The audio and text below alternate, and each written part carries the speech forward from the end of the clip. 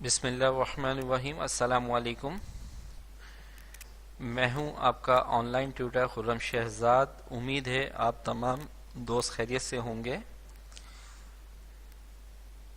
आप तमाम दोस्तों को वेलकम करता हूं अपने ऑनलाइन कंप्यूटर ट्यूटर में। जैसे कि अभी हम इस चैनल पर जो क्लासेस ले रहे थे वो माइक्रोसॉफ्ट वर्ड और उसके बाद हमने एडोब फोटोशॉप स्टार्ट किया था। एडोब फोटोशॉप की भी क्लासेस चल रही हैं, साथ साथ माइक्रोसॉफ्ट वर्ड की भी चल रही हैं और अब हम इसमें माइक्रोसॉफ्ट एक्सेल की क्लास भी स्टार्ट करने लगे हैं। माइक्रोसॉफ्ट एक्सेल हम बिगनर टू एडवांस लेकर चलेंगे इस चैनल के अंदर, ताकि जो बिगनर्स स्टूडेंट्स हैं उनको भी एक्सेल का यूजेज प्रॉपर तरीके से आ सके, उस पर वर्किंग अच्छी तरीके से कर सकें।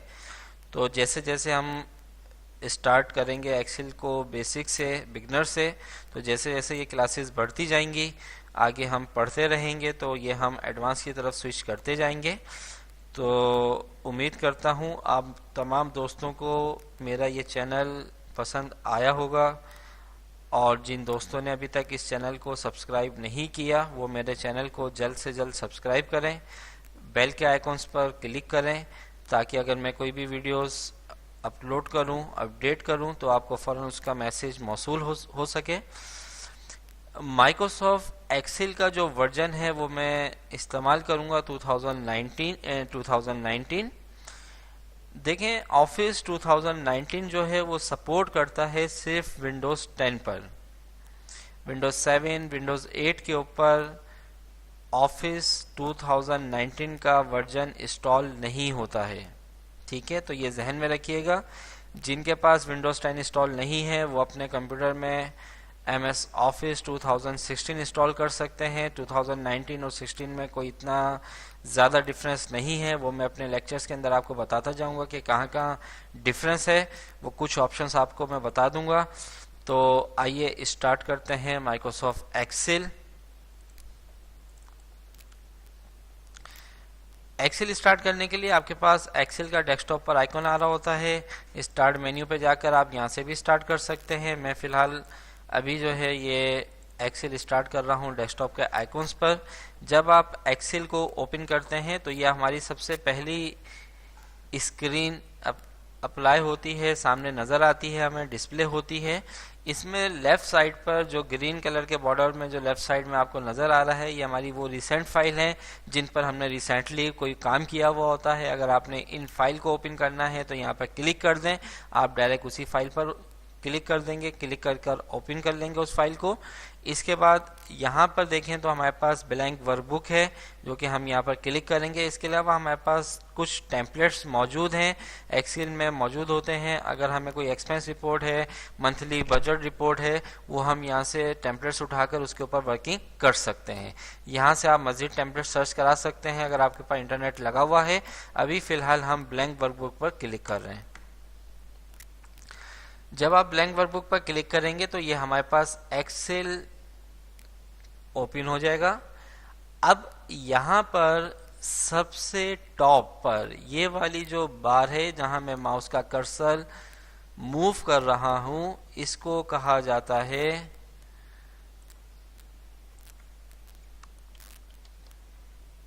Title bar.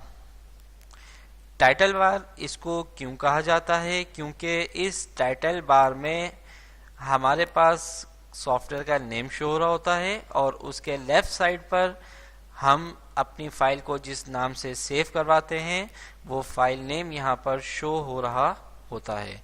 इस वजह से इसको कहा जाता है टाइटल बार। टाइटल बार में हमारे पास मज़ीद 3 ऑप्शंस मौजूद हैं। राइट साइड पर 3 बटन मौजूद हैं हमारे पास। इसमें सबसे पहले क्लोज, इसके बाद हमारे पास आता है मैक्सिमाइज या रिस्टोर डाउन, और तीसरा बटन हमारे पास होता है मिनिमाइज। ठीक है, ये जो क्रॉस का बटन है ये क्लोज है। मैक्सिमाइज रिस्टोर डाउन का बटन, ये जो स्क्वायर बटन आपको नज़र आ रहा है, माइनस का जो सिंबल है ये मिनिमाइज का बटन है। अगर आप क्लोज पे क्लिक करेंगे तो एक्सेल का सॉफ्टवेयर आपके पास क्लोज हो जाएगा, एक्सेल आपके कंप्यूटर में से क्लोज हो जाएगा। इसके बाद इस वक्त ये जो स्क्रीन आपके सामने एक्सेल की नज़र आ रही है, ये इस वक्त आपके पास मैक्सिमाइज हुई हुई है। अभी इस बटन का नाम होगा रिस्टोर डाउन। इस पर क्लिक करेंगे तो ये हमारी जो स्क्रीन मेन स्क्रीन है उससे छोटी हो जाएगी। और अब इस बटन का नाम है मैक्सिमाइज, इसको क्लिक करेंगे मैक्सिमाइज के ऊपर तो हमारे पास क्या हो जाएगा, ये फुल स्क्रीन हो जाएगा। ठीक है, मैक्सिमाइज, इसी तरीके से मिनिमाइज। तो मिनिमाइज करेंगे तो ये जो हमारी विंडोज़ है एक्सेल की, ये विंडोज़ टास्क बार पे चला जाएगा। इस दौरान अगर आपने कोई दूसरी वर्किंग करनी है तो वो वर्किंग आप कंप्लीट करिए और उसके बाद उस फाइल को आप वहीं से कंटिन्यू कर सकते हैं। इसके बाद मिनिमाइज के बटन के साथ आपके पास एक बटन है रिबन डिस्प्ले ऑप्शन। ये रिबन डिस्प्ले ऑप्शन से क्या मुराद है, ये जो आपके पास डिफरेंट मेन्यू बार नज़र आ रहे हैं ये आपके रिबन्स कहलाती हैं। इस पर क्लिक करें तो यहाँ पर ऑटो हाइड है, ऑटो हाइड पे क्लिक कर देंगे तो ये देखें जो इसके टूल्स नज़र आ रहे थे आपको थोड़ी देर पहले वो हाइड हो गए हैं। यहाँ पर क्लिक करेंगे तो आपको डिस्प्ले हो जाएंगे। जैसे ही आप दोबारा एक्सेल की शीट पर क्लिक करेंगे तो वो हाइड हो जाएगा। अगर आपको हाइड पे रखना है तो इसको हाइड पे रहने दें। Show tabs, only show tabs. देखें इससे पहले हमारे पास टैब्स और टैब्स के जो टूल्स हैं वो हमें दोनों डिस्प्ले हो रहे थे, लेकिन अभी हमने रिबन डिस्प्ले ऑप्शन से सिर्फ शो टैब्स के बटन को क्लिक किया है तो जो टूल्स थे वो हमारे पास से हाइड हो गए और सिर्फ टैब्स के नेम हमारे सामने एक्सेल पर डिस्प्ले हो रहे हैं। अगर आपको दोनों चीज़ें रखनी है, टैब्स भी आपको डिस्प्ले में लाना है, कमांड्स भी लानी है, तो आप क्लिक कर दें तो ये देखें आपके पास टैब्स भी आ रहे हैं और उसके साथ साथ उसके टूल्स या कमांड्स भी आपके सामने डिस्प्ले हो गए हैं। तो आपके ऊपर है आप तीनों में से कौन सा ऑप्शन रखना चाहते हैं वो आप रख सकते हैं। तो सबसे ऊपर हमारे पास जो है वो हो गई टाइटल बार। टाइटल बार में लेफ्ट साइड पर आ जाए तो फाइल को सेव करवाना, रीडू अंडू करना, ठीक है, यहाँ से फाइल को न्यू ओपन करना है, ये तमाम चीज़ें आपके सामने मौजूद हैं। इसके बाद साइन इन करके आप यहाँ पर हॉटमेल के माइक्रोसॉफ्ट के अकाउंट से लॉगिन हो सकते हैं। इसके बाद टाइटल बार के नीचे ये वाली जो बार है इसको कहा जाता है मेन्यू बार या टूल बार, मेन्यू बार या टूल बार, और या फिर इसको हम कहते हैं टैब बार। टैब बार क्योंकि यहाँ पे डिफरेंट टैब्स मौजूद हैं, हमारे पास हर टैब में डिफरेंट टूल्स मौजूद हैं, तो इस वजह से आप इसको टूल्स बार भी कह सकते हैं, कमांड बार भी कह सकते हैं। तो हर टैब बार में आपके पास डिफरेंट टूल्स मौजूद हैं, आपको डिस्प्ले हो रहे होंगे। पेज लेआउट में जाते हैं तो यहाँ पर आपके पास अलग टूल्स आ रहे हैं, फार्मूला बार्स में अलग टूल आ रहे हैं, डेटा बार में अलग टूल आ रहे हैं, जो कि हम तमाम टूल्स को डिटेल के अंदर पढ़ेंगे। सबसे पहले हम एक्सेल की जो हमारी स्टार्टिंग की क्लासेस होंगी उन क्लासेस के अंदर हम सबसे पहले एक्सेल के तमाम टैब्स, उन टैब्स में जितने भी टूल्स मौजूद हैं उन तमाम टूल्स को पढ़ेंगे और उसके बाद फिर हम अपनी शीट्स की तरफ जाएंगे कि हम किस तरीके से इसके ऊपर शीट्स बनाते हैं। वो वक्त के साथ साथ आपको अपडेट होता रहेगा। तो आइए हम सबसे पहले बात कर रहे थे, ये ऊपर वाली जो है ये है टाइटल बार, टाइटल बार के नीचे ये टूल बार, टूल बार के नीचे ये वाली जो बार है ये हमारी कहलाती है फॉर्मूला बार। हम इस सेल में कुछ भी टाइप करते हैं, कुछ भी लिखते हैं, वो हमारे पास यहाँ फार्मूला बार में शो हो रहा होता है। इसके बाद यहाँ पर आपके पास नेम बॉक्स का ऑप्शन है, ये सेल का नेम चेंज करने के लिए, या फिर सेल का नेम आपको यहाँ शो हो रहा होता है। ठीक है, सेल क्या चीज़ है वो भी मैं बता रहा हूँ। इसके बाद ये आपके पास एक्सेल की शीट है। एक्सेल की जो शीट है वो हमारे पास रो एंड कॉलम्स के ऊपर डिवाइड होती है, रो और कॉलम्स। रो को जो है वो नंबर से डिफाइन किया गया है, जबकि कॉलम्स को लेटर के थ्रू डिफाइन किया गया है। ठीक है, रो 1 2 3 4 5 6 7 8 कंटिन्यू, और कॉलम्स को A B C D E F G H I ये कंटिन्यू आपका चल रहा है। देखें एक्सेल की जो शीट है हमारे पास ये कॉलम्स और रो के ऊपर डिवाइड होती है। अब एक्सेल में टोटल रो कितनी होती हैं वो आप देख लीजिए। देखें अगर मैं कीबोर्ड से डाउन एरो की प्रेस करूं तो ये मेरे पास रो चेंज होती जा रही है, लेकिन इसमें रो बहुत ज़्यादा हैं। इस वजह से आप यहाँ लास्ट रो पर पहुँचते पहुँचते आपको बहुत टाइम लगेगा। इसमें टोटल जो रो होती हैं 10,48,576, ठीक है तकरीबन। देखें अब इसका शॉर्टकट ये है कि आप कंट्रोल की को प्रेस करके रखें, कंट्रोल की प्रेस करके रखें और डाउन एरो की को वन टाइम प्रेस कर देंगे तो आप सबसे लास्ट रो पर आ जाएंगे। तो ये देखें आपके पास टोटल जो रो हैं 10,48,576। आपको दोबारा फर्स्ट रो पे जाना है, कंट्रोल की को प्रेस करके रखें और अब एरो की को वन टाइम प्रेस कर दें तो आप फर्स्ट रो पर आ गए। दोबारा आपने लास्ट रो डिस्प्ले करनी है तो कंट्रोल की प्रेस करके रखा हुआ है मैंने और डाउन एरो की पर क्लिक करेंगे तो सबसे लास्ट रो पर आ जाएंगे। और ये देख लीजिए आपको वेरीफाई करा दिया कि एक्सेल के अंदर जो टोटल रो होती हैं 10,48,576, ठीक है। इसके बाद एक्सेल में टोटल कॉलम्स, एक्सेल में टोटल कॉलम्स होते हैं 16,384 और लास्ट कॉलम इसका जो होता है वो अल्फ़ाबेट होता है XFD, ठीक है XFD। ये देखें कंट्रोल की प्रेस करके रखें, मुझे सबसे लास्ट कॉलम पे जाना है, राइट एरो की को प्रेस किया वन टाइम तो ये सबसे लास्ट में कॉलम पर आ गया XFD। दोबारा फर्स्ट पे जाना है, कंट्रोल की प्रेस करके रखा और लेफ्ट एरो की को क्लिक कर दिया। अब मुझे कॉलम्स के नंबर देखने हैं तो कंट्रोल शिफ्ट, कीबोर्ड से कंट्रोल और शिफ्ट की को प्रेस करके रखें। इसके बाद वन टाइम राइट एरो की प्रेस कर दें। दोबारा देखें कीबोर्ड से कंट्रोल शिफ्ट की को आप प्रेस कर लें, राइट एरो की वन टाइम प्रेस करें और इसके बाद कंट्रोल ओनली कंट्रोल की को आप छोड़ देंगे और शिफ्ट को प्रेस करके रखना है। इसके बाद लेफ्ट एरो की को वन टाइम प्रेस करेंगे तो ये देखें आपके पास जो XFC का जो कॉलम है इसका नंबर है 16383। XFC के बाद आपके पास लास्ट कॉलम है XFD तो इसका नंबर क्या हो गया 16384, ठीक है। तो ये आपको मैंने वेरीफाई करा दिया। तो इसमें टोटल जो कॉलम है 16384। तो देखें एक्सेल की जो शीट है वो हमारे पास एक बहुत बड़ी शीट है जिसमें कॉलम रो जो है टोटल 10,48,576 और कॉलम्स इसमें टोटल होते हैं 16,384, ठीक है। इसके बाद हमारे पास ये जो शीट में या रो या कॉलम में आपके पास जो बॉक्सेस नजर आ रहे हैं ये हमारे कहलाते हैं सेल्स, ठीक है। किसी भी सेल को जब हम सिलेक्ट करते हैं तो उसके सराउंडिंग में चारों तरफ ग्रीन कलर का एक बॉर्डर आ जाता है। इसका मतलब ये है कि आप इस वक्त जो एक्सेल में डेटा टाइप करेंगे वो आप इस सेल में टाइप करेंगे, वो यही सेल एक्टिव हुआ है। जैसे कि मैंने यहाँ पर लिखा ऑनलाइन तो ये देखें ये सिर्फ डी में ही टाइप हुआ। अब इस सेल का नेम पढ़ने का तरीका देखिए, इस सेल का नेम क्या है, इस सेल का नेम है D4। नेम बॉक्स में भी आ रहा है D4 का मतलब क्या है कि D कॉलम और रो नंबर 4 का सेल है ये, ठीक है। इस वक्त मैंने कौन से सेल को सिलेक्ट किया हुआ है C1। अब कौन से सेल को सिलेक्ट किया हुआ है F6। यहाँ से भी हाईलाइट हो जाता है आपके पास, यहाँ पे भी लिखा हुआ आ जाता है।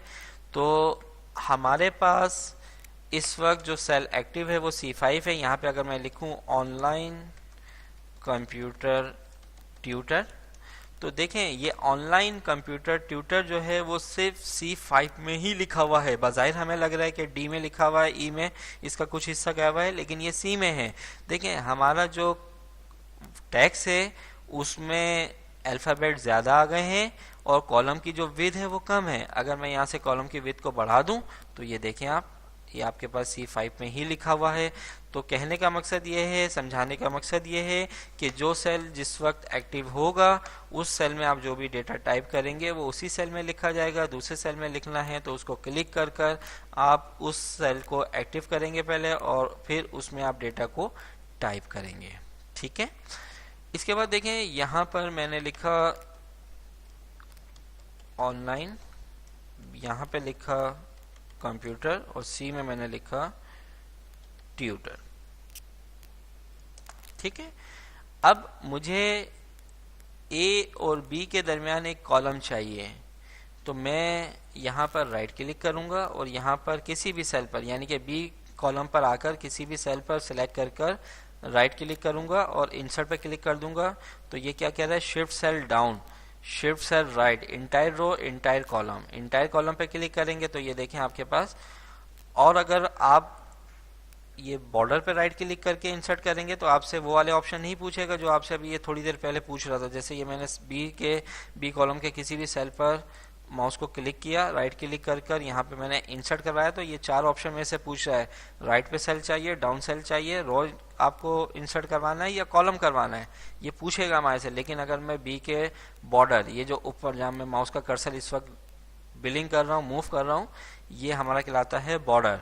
अगर मैं यहाँ पर क्लिक करूँ तो देखें ये बी कॉलम के बॉर्डर पर क्लिक करके राइट क्लिक किया मैंने माउस से, तो यहाँ पर क्या लिखा हुआ है, इंसर्ट। जैसे इंसर्ट करूंगा ए और बी के दरमियान एक कॉलम इंसर्ट हो जाएगा। ए से पहले चाहिए, ए को सिलेक्ट किया, राइट क्लिक कर इंसर्ट कर दिया आपने। ठीक है, इसी तरीके से अगर आपको इन दोनों के दरमियान रो चाहिए तो आप राइट क्लिक करके बॉर्डर से इंसर्ट करवा लें। और अगर आप सेल को सिलेक्ट करेंगे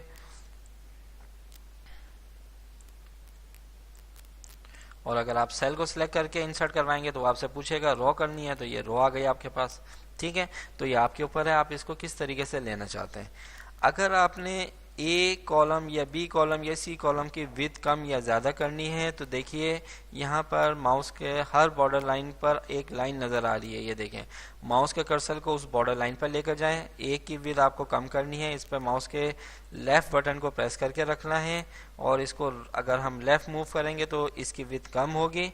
और इसी बॉर्डर लाइन पर जब माउस के कर्सर को लाकर लेफ़्ट बटन माउस का प्रेस करके रखकर राइट की तरफ लेकर जाएंगे तो इसकी विड्थ बढ़ेगी। ठीक है, इसी तरीके से रो की हाइट कम या ज़्यादा करनी है।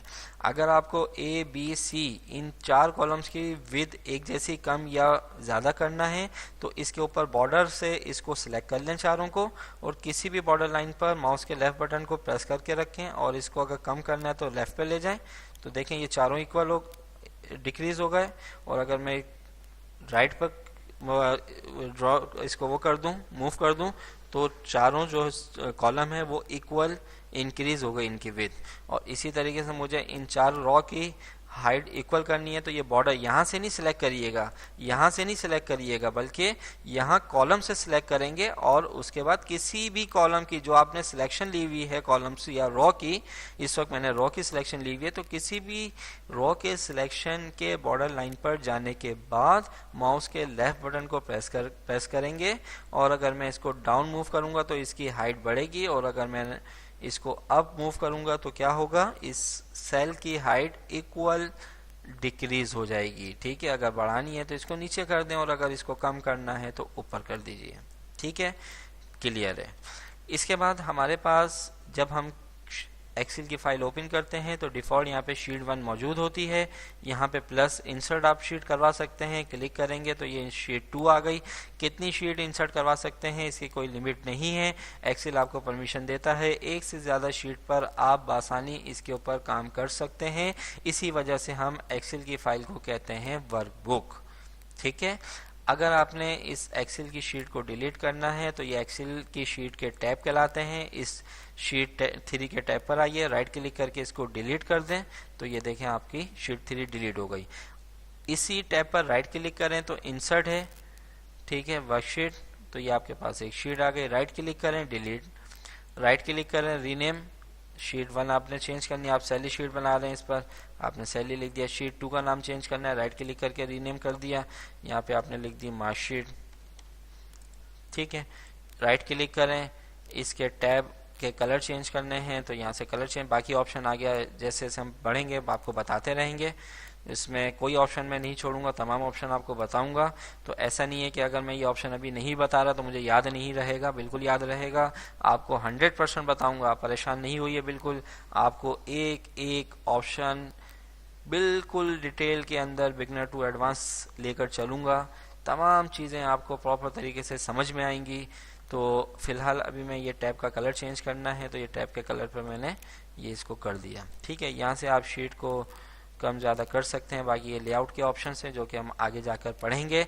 तो उम्मीद करता हूँ आज की इस क्लास में एक्सेल का इंट्रोडक्शन आपको समझ में आया होगा। कोई भी अगर प्रॉब्लम होती है तो इस वीडियो को दोबारा आप प्ले करके देखें। फिर भी कोई प्रॉब्लम होती है, कोई चीज़ समझनी है तो आप मुझे कमेंट्स कर सकते हैं, मेरे मोबाइल पर मैसेज कर सकते हैं, व्हाट्सअप कर सकते हैं। मेरा मोबाइल नंबर है 034531333787, 034531333787। आप मुझे व्हाट्सअप पर मैसेज करके पूछ सकते हैं, मुझे डायरेक्ट यूट्यूब के चैनल पे कमेंट्स बॉक्स में पूछ सकते हैं, मैसेज पे पूछ सकते हैं। कॉल पर थोड़ा सा मुश्किल हो जाएगा क्योंकि मैं थोड़ा सा बिजी रहता हूं। अगर फ्री हुआ तो आपकी कॉल भी रिसीव कर लूँगा, लेकिन कोशिश ये करें कि आप व्हाट्सएप पर या कमेंट्स बॉक्स पर अपना जो भी मैसेज है वो मुझे दें, मैं आपको उसका रिप्लाई ज़रूर दूंगा। तो नेक्स्ट वीडियो तक आपसे मैं इजाज़त चाहता हूँ। जाते जाते फिर मैं आपको एक दफ़ा कहता चलूँ, रिक्वेस्ट करता चलूँ कि जिन दोस्तों ने अभी तक चैनल को सब्सक्राइब नहीं किया वो मेरे चैनल को जल्द से जल्द सब्सक्राइब करें, मेरी वीडियोस को लाइक करें, अपने दोस्तों के साथ शेयर करें। अल्लाह हाफ़िज़।